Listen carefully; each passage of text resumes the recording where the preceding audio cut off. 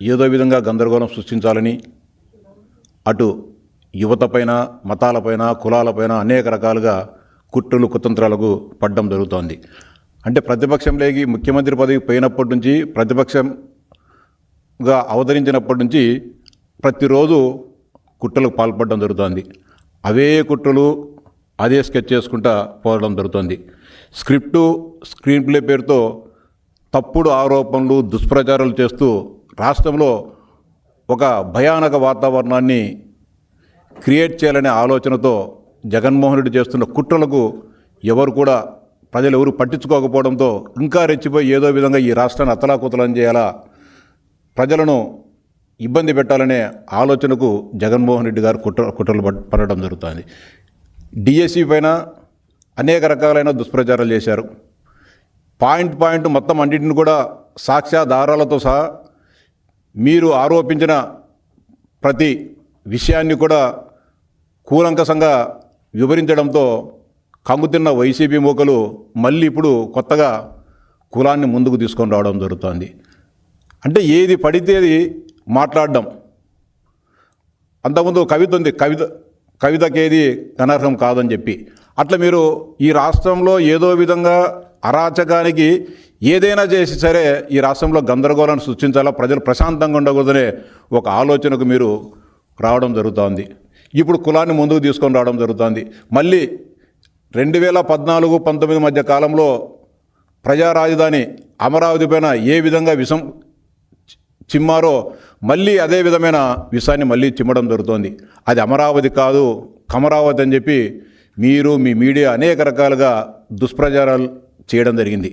అది అవాస్తవమని తేలినప్పటికీ కూడా మళ్ళీ అవే అవాస్తవాలను పదే మీరు ప్రజలకు వివరించే ప్రయత్నం చేస్తూ ఉన్నారు.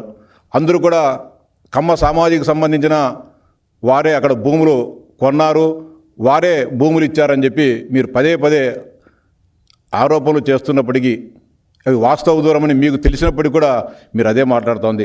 రైతులు ఆ రోజు స్వచ్ఛందంగా ల్యాండ్ పూలింగ్ కింద 34,323 ఎకరాలను 29,881 మంది రైతులు ఆ రోజు ఇస్తే దాంట్లో అత్యధిక భాగం రెడ్డి సామాజిక సంబంధించిన రైతాంగం ఉన్నారనే విషయం మీకు తెలిసినప్పటికీ ఇంకా ఇది కమ్మవారికి సంబంధించిన రాజధాని పదే మీరు మాట్లాడడం జరుగుతుంది.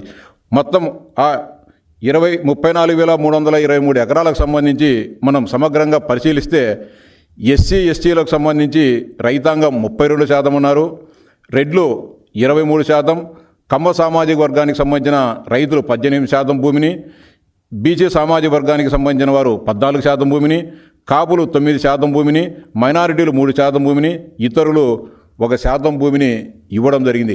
ఇంత సాక్ష్యాధారాలు, ఇంత వాస్తవాలు కళ్ళ కట్టినట్టు అధికారిక లెక్కలే ఇంత స్పష్టంగా చెప్తా ఉంటే మీరు దీన్ని కాదని ఒక కులాన్ని కించపరిచే విధంగా, ఒక కులానికి అండగట్టే విధంగా, మిగతా కులాలలో ఆ కులం పైన వ్యతిరేక భావం వచ్చే విధంగా మీరు చేస్తున్న కుట్రలను ఏమనాలో ఒకసారి మిమ్మల్ని ప్రశ్నిస్తూ ఉన్నా. ఈ రాష్ట్ర ప్రజలు కూడా గమనించాలి.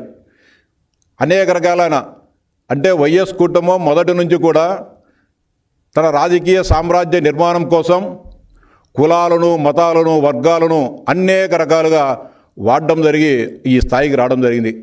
తాత రాజారెడ్డి నుంచి, తండ్రి రాజశేఖర రెడ్డి నుంచి నేటి జగన్మోహన్ రెడ్డి వరకు కూడా అనేక రకాలుగా తమ రాజకీయ ఎదుగుదల కోసం అనేక రకాలైన కుట్రల్లో పాల్పడడం జరిగింది. వ్యక్తుల మధ్య విద్వేషాలు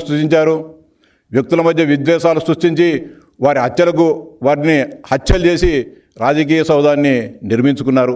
కులాల మధ్య చిచ్చులు పెట్టారు, మతాల మధ్య చిచ్చులు పెట్టారు. ఉమ్మడి ఆంధ్రప్రదేశ్ రాష్ట్రానికి మర్రి చెన్నారెడ్డి గారు ముఖ్యమంత్రిగా ఉన్న సమయంలో ఆయనను ఏదో విధంగా దించాలని చెప్పి పాత బస్తీలో మతాల మధ్య కలహాలు సృష్టించి వందలాది మంది సామాన్య ప్రజల మృతికి కారణమైన కుటుంబం మీదనే విషయం ఈ రాష్ట్ర ప్రజలందరికీ తెలుసు. అనేక రకాలుగా కుట్రలు కుతంత్రాలకు మీరు పాల్పడుతూ ఇప్పుడు మళ్ళీ ఈ రాష్ట్రంలో కులాల మధ్య విభేదాలను పెంచాలనే మీ ఆటలు ఎప్పటికి కూడా సాగవని చెప్తా ఉన్నా. మొదటి నుంచి కూడా ఏదో ఒక కుట్ర. వివేక హత్య కేసు నుంచి నేడు డిఎస్సి వరకు మనం ఒకసారి అన్నీ కూడా పరిశీలిస్తే అదే తెలుస్తుంది. ఆ రోజు కూడా వివేకానంద రెడ్డి గారు మరణించినప్పుడు గుండెపోటుని చెప్పారు, ఏం తెలియనట్టు నంగనాచి మాటలు మాట్లాడారు. ఈరోజు కూడా మెగా డిఎస్సి నిర్వహించేటప్పుడు ఏదో విధంగా దీన్ని విఫలం చేయాలని చెప్పి వందలాది కేసులు హైకోర్టులో వేసి ఆపాలని చెప్పి ప్రయత్నం చేయడం జరిగింది. వాటన్నిటిని కూడా విద్యాశాఖ మంత్రి లోకేష్ గారు ప్రత్యక్ష పర్యవేక్షణ చేస్తూ ఆ కుట్రలన్నిటిని కూడా ఆ రోజు ఛేదించడం జరిగింది. మళ్ళీ వివేక హత్య తర్వాత ఇది గుండెపోటు కాదు హత్య అని తెలిసిన తర్వాత మళ్ళీ నారాసు రక్త చరిత్ర అని చెప్పి కొత్త సినిమాకు తెరలేపి గౌరవ ముఖ్యమంత్రి గారి చేతిలో ఒక గొడ్డలు పెట్టి మళ్ళీ నారాసు రక్త చరిత్ర అని చెప్పి ప్రచారం చేయడం జరిగింది. ఈరోజు కూడా ఏమీ దొరక్కపోయినా కూడా నవీన్ అండ్ అవుట్సోర్సింగ్ ఉద్యోగిని తెర మీదకు తీసుకొని వచ్చినారు ఏడాది తర్వాత. అది కూడా ఆ కార్యక్రమం ఆ కుట్ర కూడా విఫలం కావడంతో మళ్ళీ ఇంకో వైపుకు మళ్ళీ పోయినారు. ఆరోపణలు చేశారు, తూచిరాదన్నారు, ఒకరు కాపింగ్ జరిగిందన్నారు, మాల్ ప్రాక్టీస్ జరిగిందన్నారు.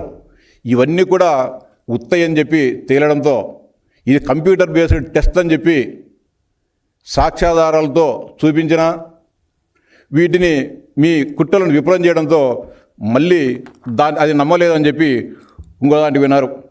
ఆ రోజు వైఎస్ వివేకానంద రెడ్డి హత్య తర్వాత సిబిఐ ఎంక్వైరీ కావాలని చెప్పి మీరే అడిగినారు, మళ్ళీ మీరే వద్దని చెప్పినారు. ఆ ఎన్నికల్లో 2019లో జరిగిన ఎన్నికల్లో మీ బాబాయ్ హత్యను మీరు ఒక సానుభూతిగా ఆ రోజు